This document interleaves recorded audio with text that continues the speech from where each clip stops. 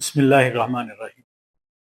تو آج ہمارا پہلا باقاعدہ جو ہے وہ سبق ہے، پہلا درس ہے، جہاں سے ہم ماضی کی کردار شروع کریں گے۔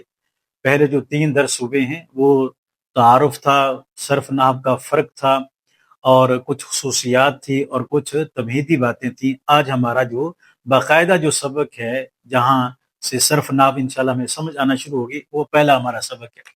پہلے ہم دیکھیں گے کہ ماضی کے جو پہلے جو 6 سیغے تھے نا غائب کے، ان 6 میں سے جو ہے ہم نے 3 کو پڑھنا ہے۔ کل 6 تھے، 6 میں سے آج ہم نے 3 کو پڑھنا ہے۔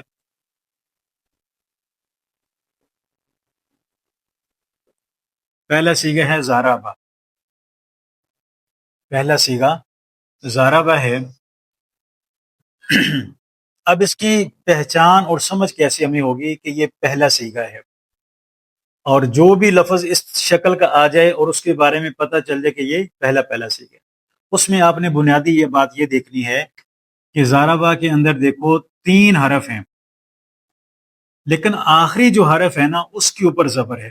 آخری حرف با ہے اور با کے اوپر زبر ہے۔ اس سے پہلے را ہے، زواد ہے، ان کے اوپر زبر ہوں، ان کے نیچے زیر ہوں، پیش ہوں، اس سے ہم نے کوئی غرض نہیں، اس سے کوئی فرق نہیں پڑے گا۔ یا یہاں پر جو ہے نا وہ جی ٹوٹل 3 حرف ہیں، تو 3 سے زیادہ بھی ہو سکتے ہیں، لیکن ہم نے صرف اس بات کو دیکھنا ہے کہ آخری جو حرف ہے وہ کیسا ہے، اس کے اوپر زبر ہونی چاہیے۔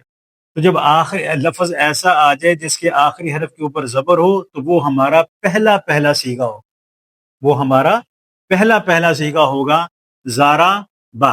تو اس کو پہلا سیغہ ہے، اس کو پہلا سیغہ، تو پہلے کو بولتے ہیں واحد، پہلے سیغہ کو بولتے ہیں واحد۔ پھر یہ مذکر کا ہے تو اس کے ساتھ لفظ لگ جائے گا مذکر۔ پھر چونکہ ہم ابھی غائب کے پڑھ رہے ہیں تو ساتھ لفظ لگ جائے گا غائب۔ تو واحد، مذکر، غائب، یہ ہمارا پہلا سیغہ ہو جائے گا۔ تو سیغہ یوں بنے گا، اور اس سیغے کا جو نام ہے وہ یہ بنے گا واحد مذکر غائب۔ واحد اس لیے کہ یہ پہلا ہے، مذکر اس لیے کہ ابھی یہ مذکر کے شروع ہو رہے ہیں، مؤنث کے نیچے آئیں گے، غائب اس لیے کہ پہلے جو 6 سیغے ہیں وہ ہیں ہی غائب کے ہیں۔ تو یہ اس سیغے کا نام پڑے، یہ سیغہ ہے اور یہ اس کا نام ہے واحد مذکر غائب۔ جی اب دوسرا جو سیغہ ہے وہ اسی سے ہم نے بنانا ہے۔ اور اس سے پہلے یہ سمجھ لیں کہ عام زبانوں میں تو یہ ہے کہ واحد ہے تو ایک ہے تو اس کو واحد کہیں گے، 2 ہے تو اس کو جمع کہتے ہیں، لیکن عربی کے اندر ایسا نہیں ہے۔ ایک ہے تو واحد کہیں گے، 2 ہے تو اس کو تثنیہ کہیں گے، اور 3 ہے تو پھر اس کو جمع کہیں گے۔ عام زبانوں میں ایک ہے تو واحد، اور ایک سے زیادہ ہے تو پھر جمع ہے۔ عربی کے اندر ایک ہے تو واحد، 2 ہے تو تثنیہ، 2 سے اوپر بنے گا پھر وہ جمع بنے گا۔ یہ بات آگے جا کے ہمیں سمجھ آئے گی، لیکن یہاں پر یہ دیکھیں اب پہلا سیغہ، پہلے سے ہم نے دوسرا بنانا ہے، پہلے سے ہم نے دوسرا سیغہ بنانا ہے۔ دوسرے سیغہ کی پہچان علامت یوں بنے گی، زارابا سے بن جائے گا زارابا، زارابا۔ پہلے کے آخر میں ہم نے الف لگا دیا، پہلے سیغے کے آخر میں ہم نے الف لگا دیا، تو پہلے سے کیا بن جائے گا؟ دوسرا سیغہ۔ پہلا سیغہ اس کے آخر میں الف لگا دیا تو پہلے سے بن گیا دوسرا سیغہ، تو بن جائے گا زارابا سے زارابا، زارابا سے زارابا بن جائے گا۔ اس سیغے کی علامت اور پہچان کیا ہوگی؟ ہمیشہ اس کے آخر میں الف آئے گا، ہمیشہ اس کے آخر میں الف آئے گا۔ یہ جو علامت بتائی جائے گی نا، اس علامت کو یاد کرنا فرض عین ہے، اس کے بغیر سیغہ سمجھ میں نہیں آئے گا، اس کی پہچان نہیں ہوگی۔ تو پہلے سیغے کے آخر میں ہم نے الف بڑھا دیا تو یہ پہلے سے دوسرا بن گیا۔ دوسرے سیغے کی علامت کیا بن گئی کہ اس کے آخر میں ہمیشہ کیا ہوگا؟ الف ہوگا، آخر میں ہمیشہ الف آئے گا۔ تو اب جب یہ دوسرا سیغہ بن گیا، اس کا نام کیا بن جائے گا؟ تثنیہ،